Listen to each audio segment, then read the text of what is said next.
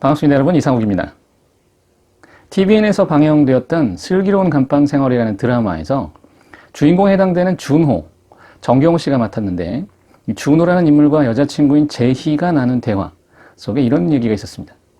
준호가 교도관 생활을 하면서도 이제 그 공무원 시험을 준비하고 있는 그런 상황이었는데, 준호가 이렇게 말하죠.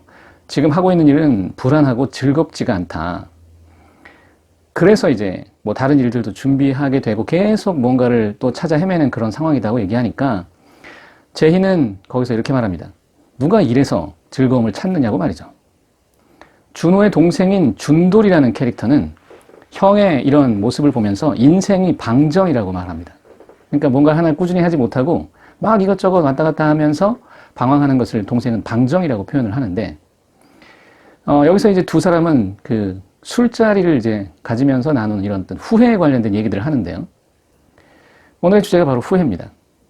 우리는 후회를 하지 않고는 살 수 없는 운명일까요? 살아가면서 후회는 반드시 해야만 하는 걸까요? 준호처럼 사는 사람들 참 많을 텐데 준호가 잘못 살았다고 얘기할 수는 없을 것 같습니다. 반드시 따라올 것만 같은 이 후회라는 감정에 대해서 얘기를 시작하겠습니다. 후회는 감정 중에 어디에 속할까요? 희노애락, 애오오욕 중에서 마지막 욕은 무언가를 바라다 이건데 그 바라는 것에 속한다고 할 수 있죠. 목표를 향한 어떤 압박감이 강할수록 후회감도 커지기 마련입니다. 다시 말해서 욕망이 커지면 후회도 커집니다. 그래서 후회 없이 살기 위해서 우리는 어쩌면 욕망 관리를 할 필요가 있다고 볼 수 있겠죠. 후회는 과거를 바라보면 그랬어야 했는데 라는 어떤 자책감과도 같은 생각 또는 감정인데, 후회를 계속하는 경우에 이 부정적인 영향을 굉장히 많이 받기 때문에 되도록 빨리 벗어나는 게 바람직합니다.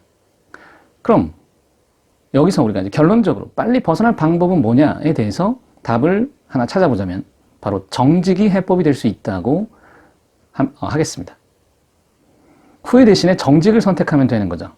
정직한 그 판단과 마음. 그 순간 아마도 용기가 필요할 겁니다. 누군가는 이렇게 말했습니다. 인생은 해석이라고요.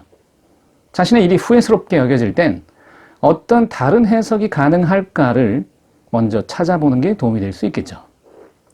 그건 아마 우리가 살면서 얻어야 할 가장 큰 지혜가 아닐까요? 후회가 전혀 없는 삶은 없습니다. 하지만 후회에서 벗어난 삶은 있습니다. 걱정하지 말라는 주제로 얘기를 한 적이 있었습니다. 그 말과 사실은 후회하지 말라는 말은 뉘앙스가 조금 다를 뿐 같은 맥락입니다. 후회나 걱정은 우리가 이제 살아갈 때 필요한 에너지, 현재에 집중할 때 써야 할 에너지를 소비하게 만드는 것이죠. 보다 높은 수준의 어떤 상태에 들어가는 것을 막아버리는, 그게 바로 후회이기 때문에 괴테는 이렇게 말했습니다. 초조함은 아무런 도움이 되지 않는다고. 후회는 더더욱 보탬이 되지 않는다.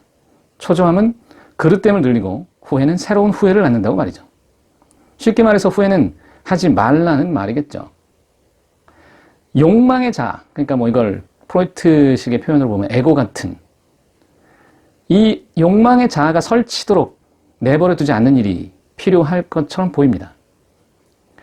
미국의 그 작가인 웨인 다이어는 오래된 나를 떠나라라고 말한 것처럼 이 내 마음 상태를 어지럽히는 이 후회, 여기에서 툴툴 털고 일어나는 거는 일종의 연습과도 같습니다. 그러기 위해선 자꾸 과거를 보면서 판단하려고 들지 마십시오. 내가 가진 에너지가 무한한 게 아니기 때문에 그 에너지를 조금 더 조화롭게 써나가는 것을, 어딘가 유익하고 유용한 곳에 써나가는 것을 살면서 우리가 배워야 하는 거 아니겠습니까? 그게 어쩌면 미적분보다는 100만 배 정도는 중요해 보입니다. 조화를 잃지 않는 것은, 조화롭게 사는 것은 미래의 인재가 가져야 할 능력에 속한다고 다니엘 핑크는 말했습니다. 내가 가진 에너지를 가장 적절한 곳에 사용하기 위한 방법, 적어도 후회나 죄책감 또는 걱정에 낭비되지 않도록 하는 것이 제일 먼저 해야 할 일이 아닐까요? 또 분노에 관한 주제로 얘기한 적이 있었습니다만, 이러한 그 분노에 쉽게 휩싸이게 되면, 물론 이것이 그 습관처럼 우리를 지배하기 때문에 사실은 우리 자신도 모르게 화를 내곤 하는 것입니다만, 그렇게 되면 나중에 후회할 일을 분명히 저지르게 됩니다.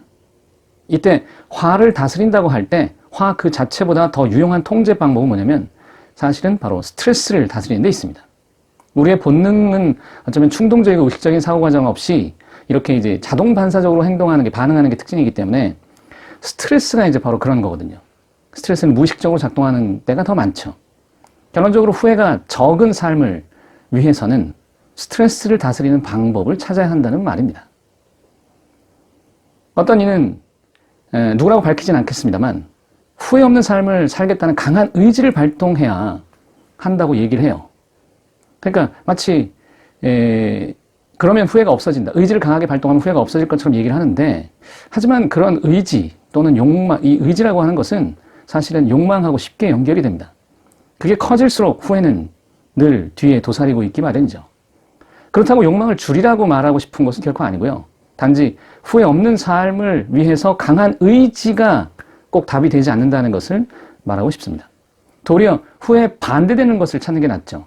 예를 들면 진정한 감사나 겸손 같은 거 말이죠. 소소하지만 확실한 행복 같은 것도 도움이 되고요.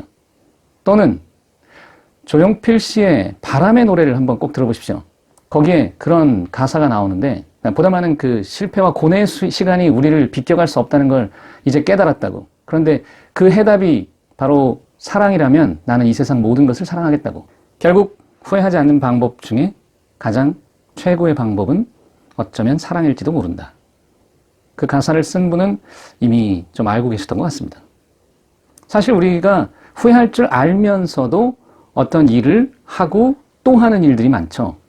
그것은 다시 말해서 스스로 선택한 후회일지도 모른다는 얘기입니다. 그렇다면 후회를 하지 않는 법은 그걸 선택하지 않으면 될 일입니다. 또는 습관을 바꾸는 방법을 찾으면 됩니다. 왜냐하면 우리는 습관적으로 후회를 선택하니까요. 진짜로 후회가 거의 없는 사람은 어떤 사람들일까요? 그런 사람들은 분명히 지혜로운 사람들입니다. 후회는 우리가 필사적으로 매달린 무언가가 있었기 때문입니다. 지혜로운 사람들은 우리가 매달리고 있는 그런 것보다 좀 더 큰 것이 있다는 점을 인식하는 사람들이 아닐까요? 적어도 지금 후회에서 허우적거리고 있다면 찾고 있는 게 지혜, 바로 그 자체이면 되지 않을까 싶습니다.